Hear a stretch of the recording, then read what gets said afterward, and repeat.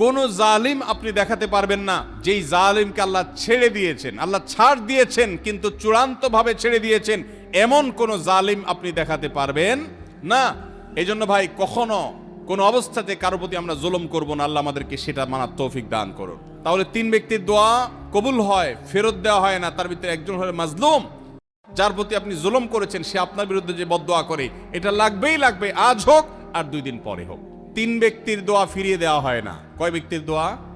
সালাসুন লা তুরাদ্দু দাওয়াতুহুম, 3 শ্রেণী মানুষের দোয়া ফিরিয়ে দেওয়া হয় না। এর ভিতরে এক শ্রেণী হলেন মাজলুম, কারোর জুলুমের শিকার হয়েছে। এই ব্যক্তি জালেমের বিরুদ্ধে যে তার মনের আকুতি থাকে, বদদোয়া থাকে, আল্লাহ সুবহানাহু ওয়া তাআলা এটা ফিরিয়ে দেন না। এই জন্য পৃথিবীর ইতিহাসের কোন জালিম আপনি দেখাতে পারবেন না যেই জালিমকে আল্লাহ ছেড়ে দিয়েছেন, আল্লাহ ছাড় দিয়েছেন কিন্তু চূড়ান্তভাবে ছেড়ে দিয়েছেন, এমন কোন জালিম আপনি দেখাতে পারবেন না। এই জন্য ভাই কখনো কোন অবস্থাতে কারো প্রতি আমরা জুলুম করব না। আল্লাহ আমাদেরকে সেটা মানার